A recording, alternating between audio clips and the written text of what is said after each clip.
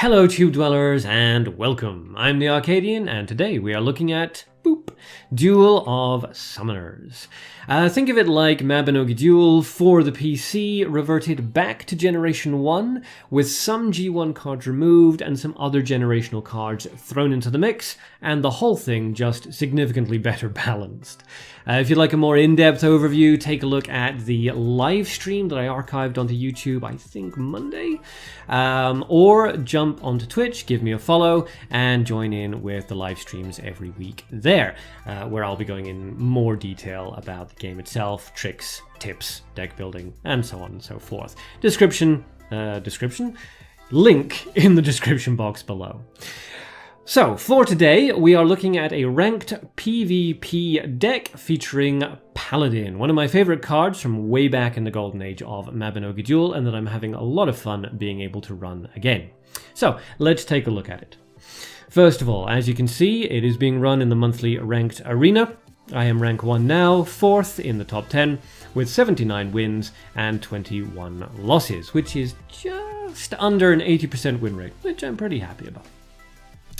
As for the deck itself, as you can see from the cards here, it is a tempo deck. Now, tempo, control, and aggro are very strong archetypes. Now, in Mabinogi Duel, it was always gimmicks that dominated, but their day is kind of done in Duel Summoners, with the only exception being Orperia decks. Most commonly, Orperia Ifrit. So you do need to bear in mind that that is a bit of a threat. However, that being said, that particular combination, or Orperia combination to be specific, will become less prevalent as the weeks go by and more people pick up the L hero, which is a direct counter to Orperia.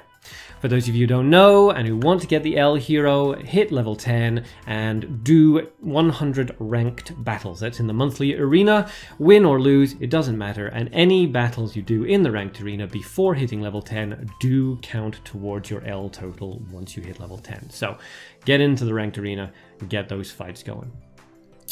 Alright, so the deck itself, we'll go through it quickly and then we will look at replacements. So, Black Spirit, 1 cost mana creature, very useful, and Elf, 1 cost mana creature, always got to have those early drops. Next up we have Holy Missile, 1 cost removal spell, very useful against dark creatures of course, and also good for cards like Black Spirit with low starting HP values. Next up we have Turn to Frog, excellent transformation card for dealing with the big HP minions or any creature with annoying on-death effects such as Nevia, Ifrit, Undine, and so on and so forth. If you're running Tempo or Control, pretty much always have to run at least 1 transformation card, which right now is either Turn to Frog or Cocoon. Next up we have Hunt, staple nature removal spell. If you're running nature, pretty much just run a Hunt. That's got to be one of your go-to cards. Next up we have Lorna, excellent attrition-based card. You do not want to drop her at level 1, probably not even at level 2, but at level 3 and above, she's phenomenal with her grave cost is not increased. She will never cost more than 4, which is fantastic. Surprise Attack, again, just like Hunt, 2 cost staple removal. If you're running light, run Surprise Attack. And next we have Acid Monster, which is a bit of a sleeper creature, and I'm really enjoying using this guy. Acid Monster puts your opponents into a no-win situation, which is my favorite kind of situation to put my opponents in. If you drop them in front of a creature with 3, 5, or 7 attack value, your opponent is then kind of left going, If they remove the Acid Monster, they haven't really gained anything because their creature is still dead on the field, which means they can't play anything there, they can't revive that creature and play it again at a higher level. It's just going to create a dead zone on their battlefield. Very useful. But then again, if your opponents don't remove the Acid Monster, it will eventually eat its way through the creature that it just nerfed and start dealing damage to the hero. Excellent shutdown creature. Speaking of useful utility in shutdown creatures, we have Eagle. Eagle is both a creature and a removal spell all in one, with 5, 6, and 7 damage on play, which is fantastic, and a phenomenal attack value of 5, 9, and 12. Now, he can be removed by any removal spell, as well as other Eagles, so you do need to time him, right, but he can be excellent for removing weakened creatures from in front of your creatures, or weakening an enemy creature so that your creature can deal finishing damage to it. Very useful utility. Next up we have Undine. Now, Undine is a 5-star creature, very expensive, I know, but don't panic. If you don't have it, she can be replaced. She's in this deck to shut down Orperia. Pretty much that's her main role. She's also decent for shutting down Eagles and Hellhounds, but Orperia is who she's designed to beat. Play Undine as soon as you hit level 2, and it creates a massive problem for your enemy, regardless of what they're running, honestly. However, if you don't have her, you can replace her with a Magic Missile or a Bullet of Illusion if you're looking for more removal spells, or a Phantom of the Wolf if you're looking for some of that juicy surprise damage buff. I'm keeping Undine in because when I was ranking up, Orperia was everywhere. If she's not really common by the time you're playing in ranked, switch her out for something else, no big deal. Next up we have Firewall Aoe Removal. You've always got to have one of these in your deck in some form or another. The two most common at the moment are Firewall and Ambush. I just prefer Firewall because it doesn't have the restriction that Ambush does, that it will only deal damage to enemy creatures that are not being blocked. But at the same time, Firewall does deal less damage, so it is a bit of a trade-off. Make your choice accordingly. And finally, Paladin, the card around which this whole deck is built. As you can see here, he has phenomenal HP and defense values at every level, making him immune to any removal spell in the game. So your opponent really needs to commit both actions and resources to get him off the field. His attack value is also really nice with 5, 7, and 9, and his ability is fantastic with 1, 2, and 3 HP being restored to your hero every turn. Now that really racks up over time. If you absolutely don't want the Paladin in your deck for whatever reason, he can of course be switched out for an ambush or for other creatures or even doubling up on some removal spells. You won't use him all the time, but when you do, he is a massive problem for your opponent. So, in terms of replacements, very quickly, Elf can be replaced with Fox. I've been looking into Fox recently, and Fox may actually be superior at this point. So, Elf can be replaced with Fox. Lorna can be replaced with Mercenary, and in fact, the battle that we are about to go into, I will be using Mercenary instead of Lorna. Both are fine. I kind of mix and match based on my feeling at the time. Mercenary's a bit more defensive, Lorna's better for late game attrition play, you know, I go back and forth with it. But yes, Lorna or Mercenary, both very good. Apart from that, the rest of it is fairly integral, although cards like Acid Monster and, as I say, Undine can be replaced if you really do want to focus a little bit more on offense or a little bit more on removal. It's up to you. So, that being said, let's jump into a battle and see how it goes. Okay, let's see. Chione. We'll drop a Mercenary, start out with the aggressive play, and say, hello. Opens with a Bullet of Illusion. Okay, that's really unfortunate. We'll charge up then because they have more resources than us. We just need to... if we keep playing aggressive and they keep countering, they're going to take too much of a lead at the beginning. They're thinking about it and they go for the charge as well. That's probably smart. We'll charge up as well.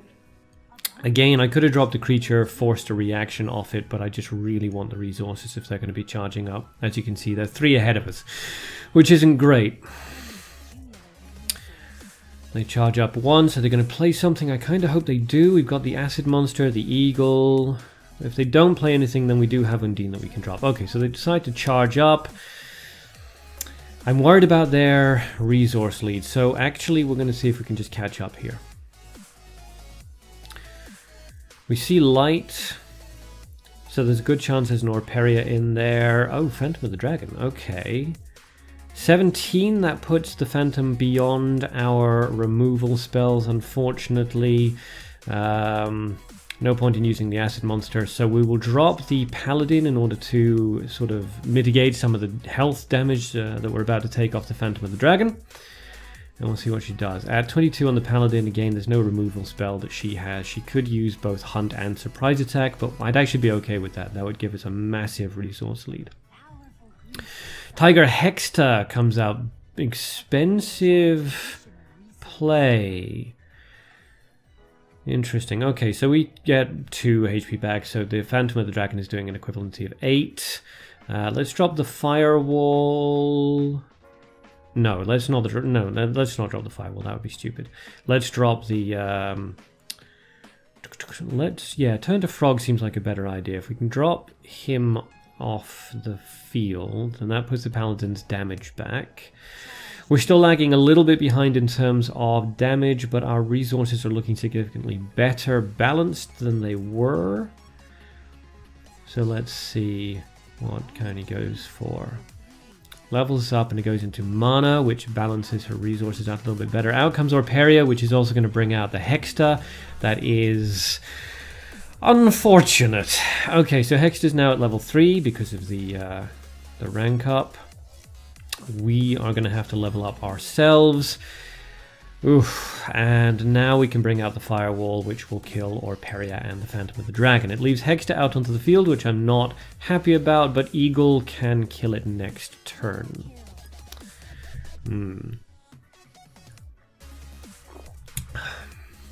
So let's see what she decides to do. Our resources are evenly spread now. We both have, what is that, 12?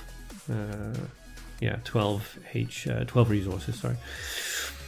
That Hexta's damage is going to hurt, but we can't really do anything about it at the moment, so no point in worrying too much. She decides to revive, which is fine. A little bit of damage off on her. She can kill us with a surprise attack now. Is she going to? She chooses not to. Alright, that's good. That's good. Paladin heals us up a little bit more. The Holy Missile actually will kill, and I'm worried about bringing out the Eagle at the moment because she does have enough removal spells to just kill it for less than its cost. We're really going to have to try to just conserve as many resources as possible, especially since ours are not being balanced out very well. It's all going into nature, unfortunately. There's turn to frog. Another removal? No, there goes the Eagle. Okay, well, good thing that we kept our Eagle now because we can counter her Eagle with one of our own. And she's lowered her own resources by a fairly significant amount, so if we drop our Eagle and we charge up a couple of times, good, we get some health off that. No health off that one, but our resources are beginning to be balanced out a little bit better.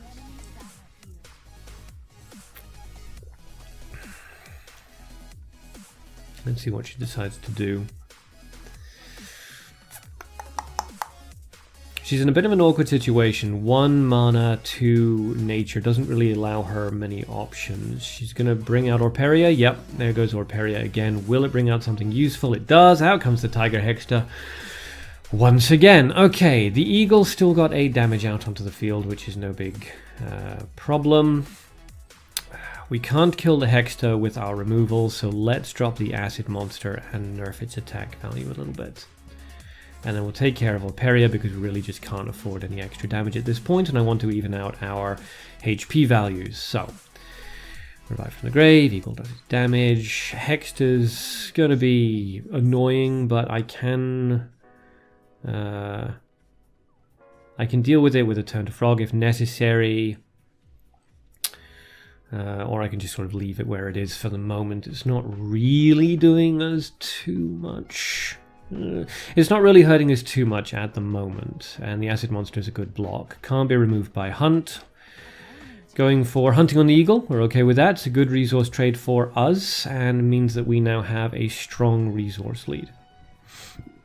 So what do we want to do? Hunt, we could do, but there's not really much point. So let's turn that to Frog now that they have no real removal spells. Well, they have very little mana. And we will charge up a couple of times. Kill that. That gives us resource control, sort of parity at any rate, and board control. Their HP values also dropped a lot, which is nice. They charge up and get the health. That's okay. Charge up again, no health. It goes into mana for them. Charge up again, it goes into mana for them. Okay, so they've got fairly unbalanced resources at the moment. We can just do a triple charge here, since we have board control, and maintain as much of a resource lead as we possibly can. At the moment, what are we? We're even in terms of resources, but that's after her 3. So we'll get 3 more at the beginning of next turn. We still have our acid monster out onto the field. She has no resources for any removal spells unless they're in mana, but that won't give her control. We'll just be able to play either a Black Spirit or an Elf on our next turn. She charges up and it goes into light. That's good for her, less good for us. Charges up, goes into mana. We're happy enough with that. Her deck does seem to focus around damage coming out of light and nature in the form of Hexta and Orperia. She also has 8 cards in her grave, which means she only has 4 in her hand. So let's see what she decides to do here. If she revives, she puts herself within KO range. But if she doesn't, then again, she still only has 4 cards in her hand. Orperia obviously isn't going to do any good right now. So let's see what she goes for. Ambush, okay, very, very expensive counter to the acid monster. We're alright with that. She charges up again. And again. Okay, so she was obviously hoping that we were going to commit creatures to the field, which we're not going to do. Drop an elf, charge up a couple of times, get a little bit of health back off that, and now we are at equal HP value. Huzzah! Our resources aren't as far ahead as I might like, but again, she only has 3 cards now in her hand. She has to revive, which again will put her within KO range. Oh, everything froze. Oh no, we're okay again. Alright, let's see. Yeah. A bit of a freeze again, and we're alright. Okay, alright, I don't know why this keeps freezing. Okay, here comes the Phantom of the Dragon. Alright. We're not too worried about that. That's what, 20... what is that? Yeah, it's 19, sorry. It's 19. So Firewall would have taken care of it, but there's no real point. We'll discard that into a turn to Frog. And we'll kill the dragon that way. I mean, I suppose Firewall would have been fine. But, meh. It doesn't really matter one way or another. Our Paladin is ready to come out. We may want to do that. Out comes a Hunt. Again, that's fine. It's a better resource trade for us than it is for her. Okay, so our Paladin's ready. We might as well drop him out onto the board. She has light, but that's not going to kill him. And we'll do a double charge. Okay. Net Warrior comes out. That's... It's not ideal, because it means we can't kill her with the Paladin now, but the Paladin's ability will continue to activate, giving us 3 HP every single turn.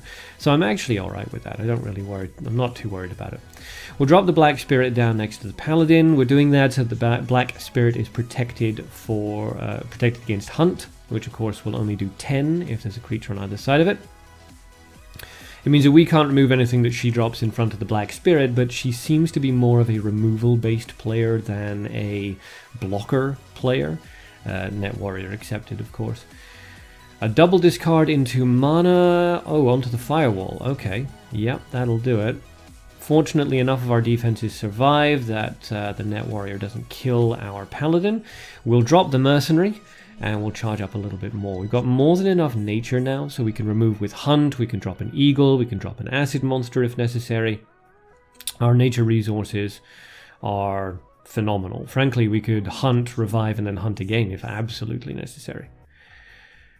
Depending on what she drops. So unless she drops something that has more than 20 hit points really in front of the Mercenary, we should win this one. Unless she has another Net Warrior, which would be a bit weird.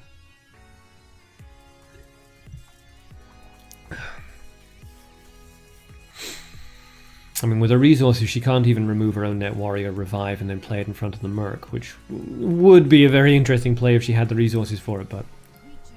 Okay, Lorna comes out. That should be absolutely fine. She charges up. Net Warrior kills our Paladin. We don't really care too much. Good job to Chione. I'm really not sure how to pronounce that name, I apologize. Hunt onto the Lorna, charge up, and our Mercenary gets the finishing blow. Congratulations, Mercenary. Ba-boom. And down they go. So that was the Paladin deck. If you'd like to copy this deck directly into your game, there's the share code up in the top right-hand corner. So that's it. I hope this was helpful. If you do decide to run this deck, let me know how it goes, any changes, tweaks, adjustments that you guys might make to it. And as always, please remember to smash those like and subscribe buttons down below to get more content like this in the future. Until next time, guys, have fun and good luck. Is anybody else hugely distracted by this background?